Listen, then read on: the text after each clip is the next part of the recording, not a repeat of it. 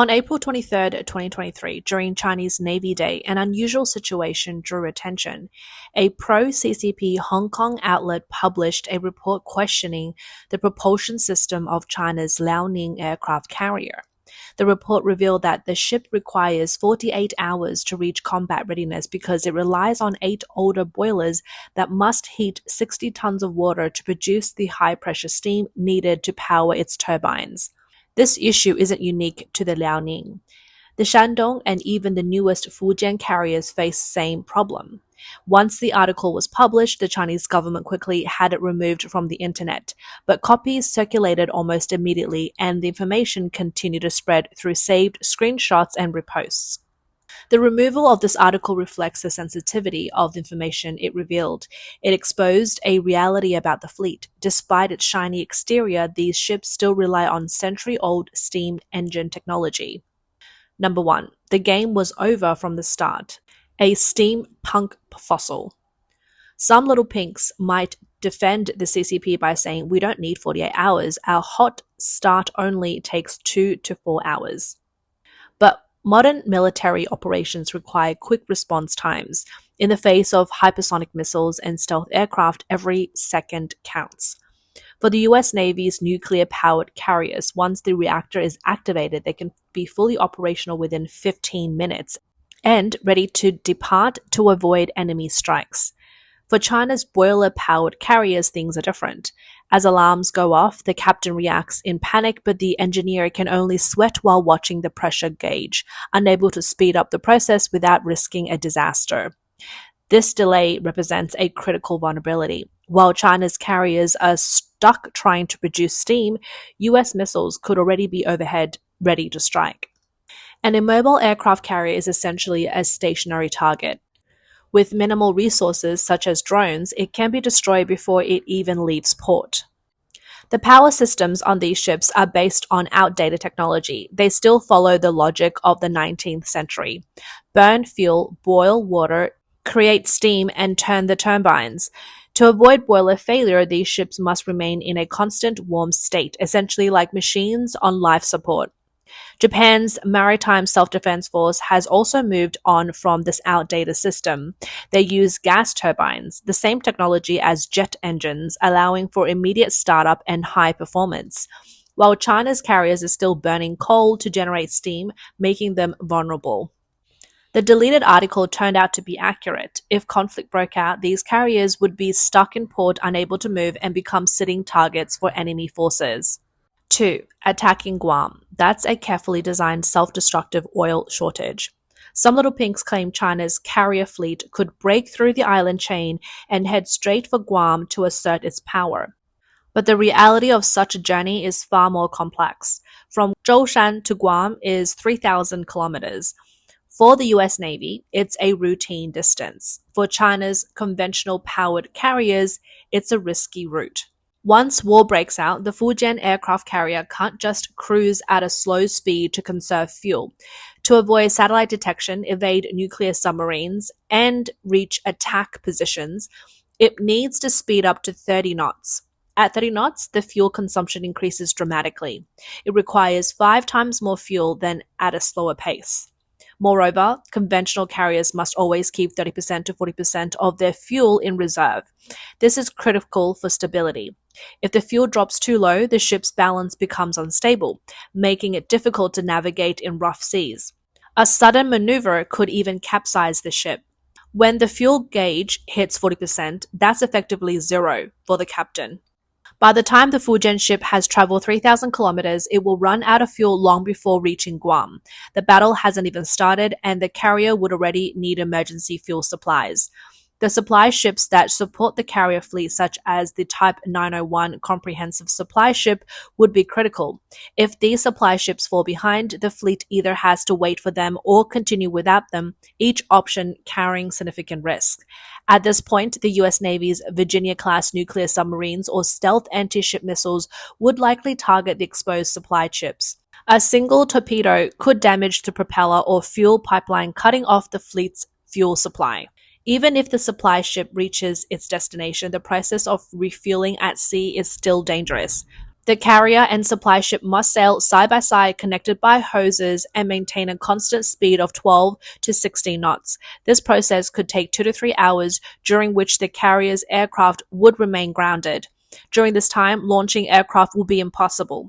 For carriers like the Liaoning and Shandong, which rely on a skip-jump takeoff, the fixed-wing fighter jets like the J-15 would essentially be at a standstill. To launch a plane, especially the heavy J-15, the carrier must generate wind on the deck.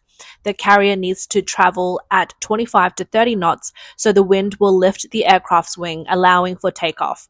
But during refueling, the carrier must reduce its speed to 12 to 16 knots, and it must travel in a straight line without turning. The difference in speed is significant, about 10 to 14 knots slower. Forcing an aircraft to take off under these conditions will be extremely dangerous. The plane would lack sufficient lift and would likely crash into the sea immediately after takeoff. During the refueling process, the aircraft carrier cannot make turns. If the wind is not favorable, even a slight crosswind could push the aircraft off course, leading to a crash in the sea. Refueling not only involves transferring fuel but also transporting other essential supplies such as missiles, food, and spare parts. Helicopters like the Z-8 or Z-18 shuttle back and forth between the supply ship and the carrier's deck, while workers and forklifts are busy loading cargo. Under these conditions, launching aircraft like the J-15 would be impossible. The air currents generated by refueling process would be strong enough to flip a helicopter. During the 2 or 3 hours of refueling, the Liaoning and Fujian carriers' decks are essentially out of commission. Aircraft cannot take off, and those already in the air must land quickly. The carrier would depend on nearby destroyers for air defense and anti-submarine protection. If a US F-35 were to approach or low-altitude cruise missiles were launched, the carrier would not be able to launch fighter jets to intercept. It would be vulnerable to attack. Some suggest the Fujian carrier could still launch jets during refueling using its electromagnetic catapult. While theoretically possible, it is a risky move. The catapult doesn't rely on the carrier's speed for wind generation, so it can launch planes even if the ship is stationary. But it must be facing into the wind for the launch to succeed. During refueling, the carrier is locked into a straight line course and cannot adjust its direction. If the natural wind is not aligned, forcing the Fujian to launch a plane could result in the aircraft sliding off course, or, in worst case, the aircraft could crash into the sea. Even if the Fujian is fortunate enough to face the right wind, landing the aircraft is still a major challenge. Crosswinds can prevent proper alignment with the runway, increasing the risk of a crash or the aircraft going off the edge of the deck. Even if the plane successfully launches, it may struggle to return. With the carrier unable to change direction, the pilot may be forced to circle in the sky until running out of fuel and having to eject, or diverting to a backup landing site. Given these risks, it's unlikely anyone would order a jet to take off under such conditions. In a real combat scenario, these 3 conventional powered carriers face a difficult reality. Once they leave the first island chain, their ability to fight would be severely compromised. Number 3, the abandoned projects, how the Fujian was pieced together. Why hasn't China been able to develop a nuclear-powered aircraft carrier? They already have nuclear submarines, so why not just add more reactors and build one? This question reveals a critical flaw in China's military technology. While China has nuclear submarines such as the Type 093 and 094, those reactors cannot simply be transferred to an aircraft carrier. If they were, the Fujian would not be a conventional powered carrier.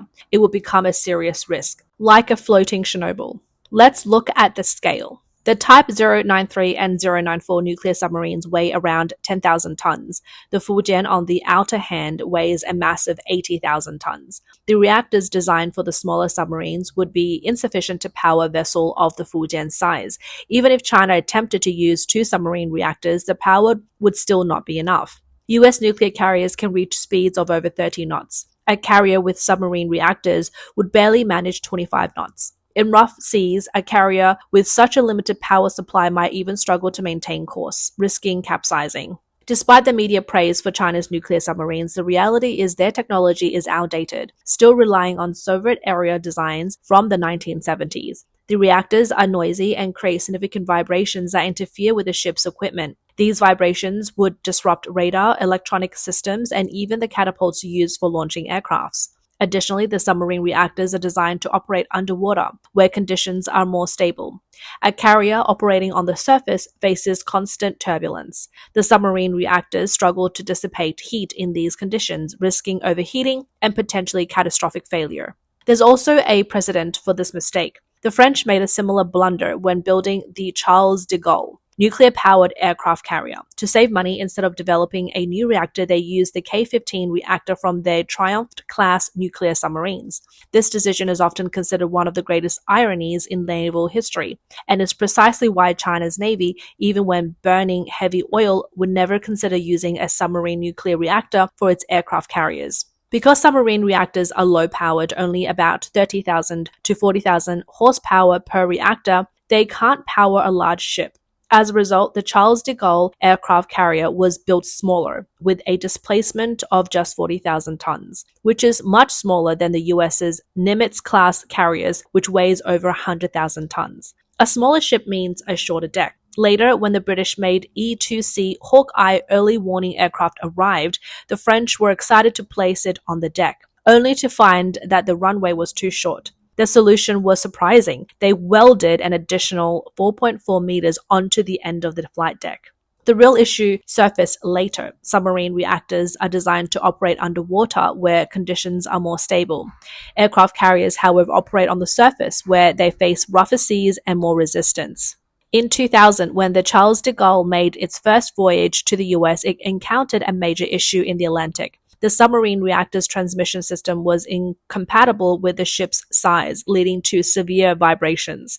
With a loud crack, a 19-ton propeller blade broke off and sank into the Atlantic. The new nuclear-powered carrier was forced to limp back to France's Toulon naval port at a speed of just 14 knots. In the end, France had to replace the damaged propeller with one from the retired conventional-powered carrier Clemenceau. While China's military technology is not as advanced, they understand the risk. They have seen the French mistake and are careful not to repeat them. Even though the Fujian carrier burns heavy oil and emits visible smoke, it will never attempt to use submarine reactors. The reason for this is simple. It's not just an issue of being outdated, it would be a failure.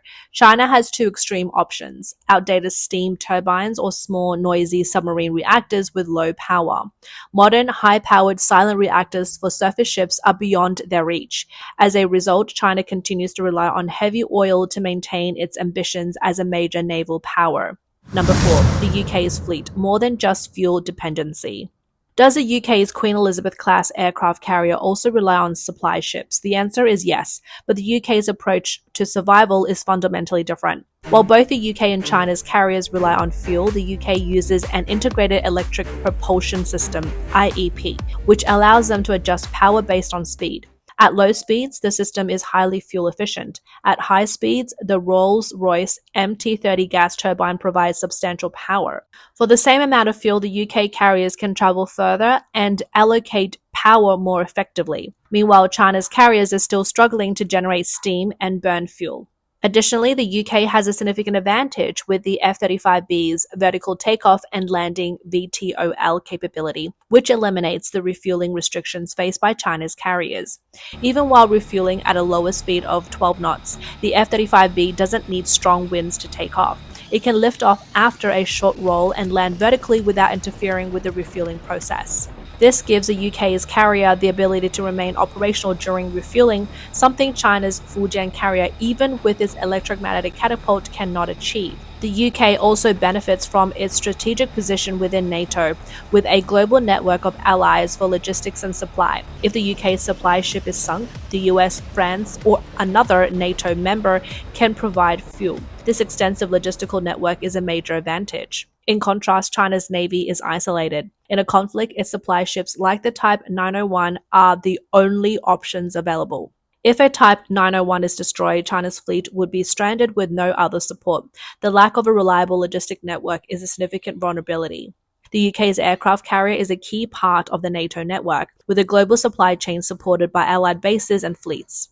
In contrast, China's aircraft carriers are isolated beyond the first island chain, lacking support and allies. The UK's confidence comes from its full electric propulsion system, which offers greater endurance. The F-35B's vertical takeoff and landing capability ensures that carriers remains operational even during refueling. Behind this is the extensive NATO logistic network providing constant support.